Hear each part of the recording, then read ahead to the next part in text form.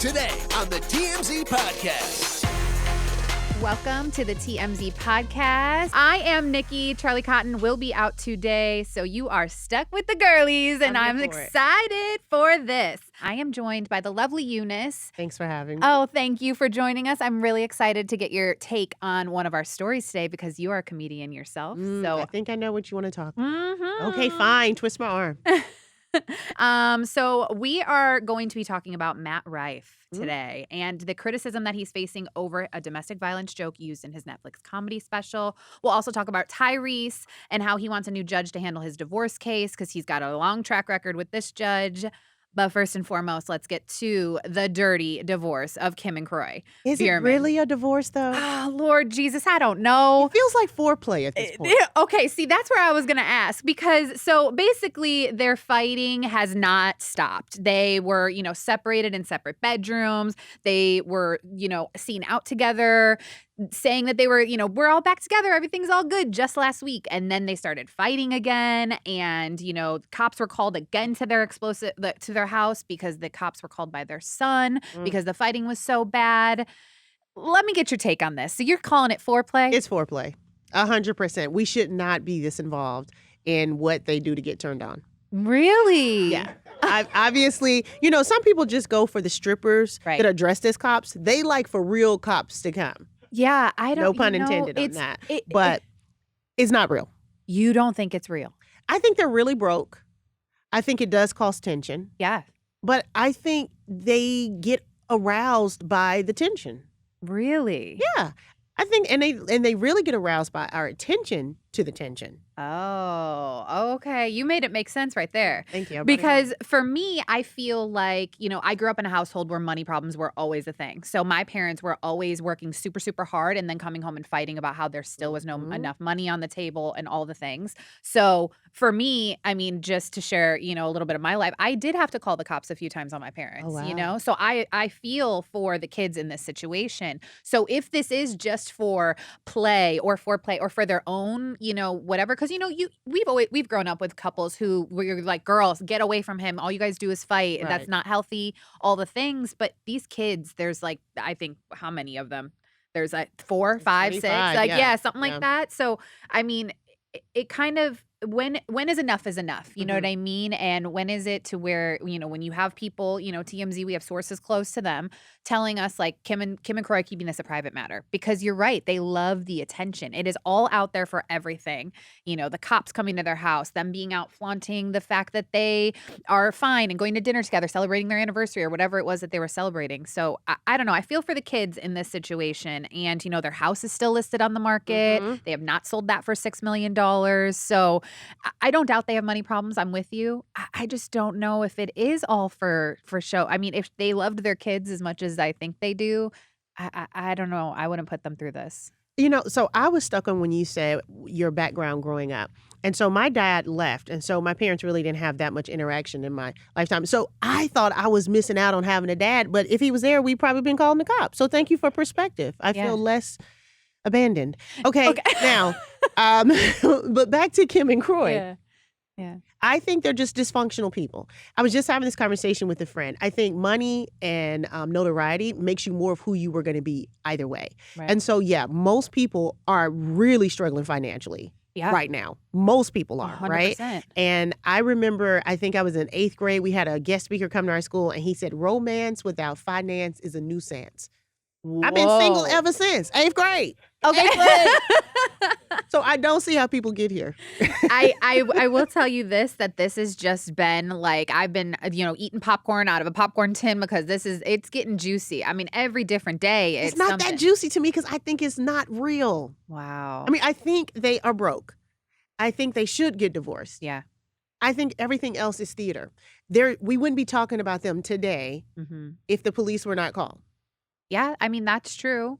These divorces, though, they get really nasty. The splits, whatever it is, they really do. And when you have two high-profile people like Kim and Kroy, who, Kim has always lived in luxury and, she's got those gambling issues. So that doesn't help when she's probably still spending the money on all of the things that she's buying, probably still trying to keep up those appearances and that, like you said, that celeb status. Well, they showed that we saw them out earlier in the day, getting coffee and shopping with the kids. And it could have been the difference of, wait, you got a grande? Yeah. And we're broke? Yeah. It could be anything that will set you off like, man, we're broke. Like, we're trying to, have this united front. We're trying to support the kids. And, she could have easily walked in with a Louis Vuitton bag, a Fendi bag. And you're like, what are you doing? Yeah. Next thing you know. And you got all the kids in front of you at a Starbucks at a public place, so they waited until they got back home to address it. I guess we will just have to stay tuned to TMZ.com since we are getting all sorts of tea from this We're separation, all a divorce. little bit broke. We're all a little bit broke. It's okay, Kim and Kroy. It's okay. That's the other thing I want to say. If you're not used to being broke, it's an argument. If you're used to being broke, it's called Thursday. Yeah, I was just going to say, it ain't nothing new over here. At all.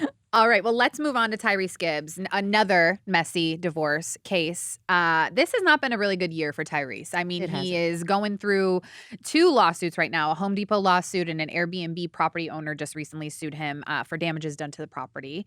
And, this is he was on part of the longest Hollywood strike for SAG actors, so he couldn't even work to pay for all of this stuff. So it stems from claiming that this judge during his divorce case is biased against him. And Tyrese is recently claiming in these legal docs that Judge Kevin Farmer handling the case, he wants him replaced because he says that, this guy has it out for him.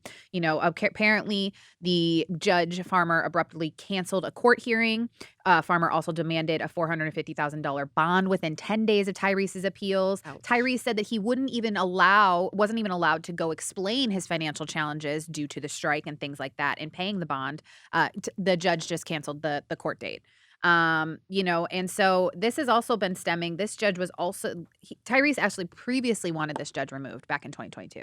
So I don't know. I mean, how does the judge have it out for him? I mean, the track record to me seems like it kind of is a little biased towards him. 2 things can be true. I think Tyrese can be a bit of a jerk.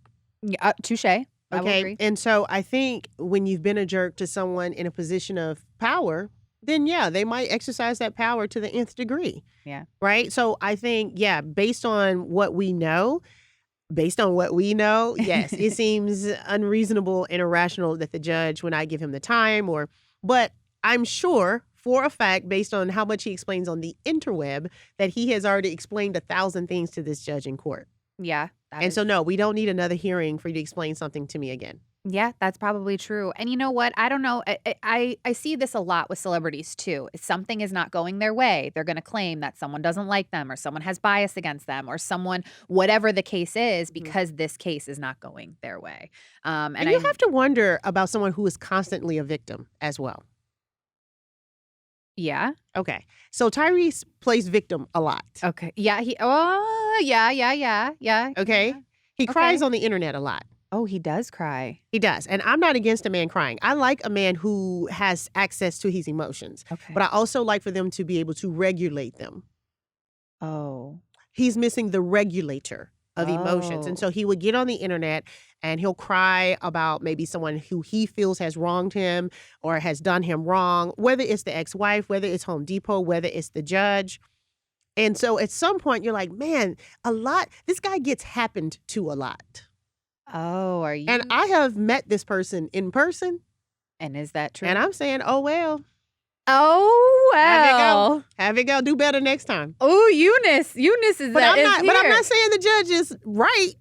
I'm just saying that don't mean Tyrese is right either. Eunice came here to make sure people knew that it was straight facts today. Everyone's playing. Everyone is playing with y'all not gonna put this on the internet, are y'all? Is this gonna air anywhere? Well, I guess we'll see what happens if all of these claims that Tyrese has made will be the final, straw for the judge to be, removed. So I guess we will see. And now we're moving on to the best topic of the day. I feel like you've been waiting on this. I have been because Eunice, I love when we come to this table and we have someone who is so educated on the topic we're talking about. Mm-hmm. And you are a comedian yourself. So this is going to go perfectly hand in hand with what we're going to talk about. So Matt Rife. Yes. This man got catapulted into fandom and famous and had a Netflix special all because of women on TikTok who fell in love with how sexy he was. And, I don't know if his jokes are that funny. I don't know. I haven't really dived into that side of TikTok. But I will say, women are the reason behind his famous status right now. Okay. He opened up his Netflix special with a domestic violence joke. He did. And he claims that the domestic violence joke was because of the reason he came to fame, was because all the women, he wanted to make sure that his jokes and his show was for everyone. So it could be for guys, for girls, for anyone. And he decided that he's going to open up the show with a joke towards men. So he told a story about being in a ratchet Baltimore restaurant with a friend and noticed that a female server had a black eye. They wondered why the restaurant wouldn't have a server work solely in the kitchen that customers wouldn't see her black eye. And Rife joked that, I feel like if she could cook, she wouldn't have a black eye. Yeah. And that didn't land very well. It didn't go well. It did not go well. But you know what? That's a risk you take as a comedian. You know, everything is not going to land with everyone. I think the challenge with Matt is this is the second time doing this. Oh, Yeah. with the same joke? Like a No, similar this joke? is the second time kind of poo-pooing on his core audience. Oh. Because when he was on Wild and Out, he was the white guy. And so people would talk about, wow, you're the white guy in these urban spaces. A lot of times they would compare him to Gary Owen, who Yeah. also is a white comedian successfully in urban spaces. And he said, I don't want to be pigeonholed. I don't, and so it was kind of like, I don't want people to just think of me as the white guy in urban spaces, which is fair to say. None of us want to be pigeonholed in any way in our lives. And so then when he became this character of a hot comedian, which again, just like comedy, hotness is subjective. Ooh, Eunice. I'm not saying he's You're getting not me hot. warmed up, girl. I'm saying he's not hot, but I'm saying Yeah, no, it's a subjective thought. correct. Right? Mm-hmm. He kind of leaned into it because most of his interviews he talks about, I know, I just got hot a few minutes ago. And you're like, right? Yes. Most people say, you know what? I hear people talk about it. I'm here to be funny, kind of thing. Yeah. Do you know how many times people call me hot when I'm on stage trying to be funny? Oh. Not enough. Oh, I was going to say a lot. A lot. Never heard it. Never heard it. Not because it's not true. The point is, he tends to want to buck what people are thinking of him. And all of us do that on some level. He tends to do it in a very big way to his own detriment. So there's a lot of characters that don't want to be stereotyped or, I'm always playing this guy or playing this guy. I mean, so that's a very natural thing is that when people put you in a box, you just want to break out of it. Well, Now, the joke itself just wasn't funny. It was a little, to the moon, Alice, is a little antiquated, mm-hmm. right? And so he said before the special came out, he wants guys to know that he's not just for women. And I think then he started pandering to the lowest denominator of men because a lot of men were offended by it and didn't find it funny either. I don't want to think that, men thought it was funny. Exactly. Yeah.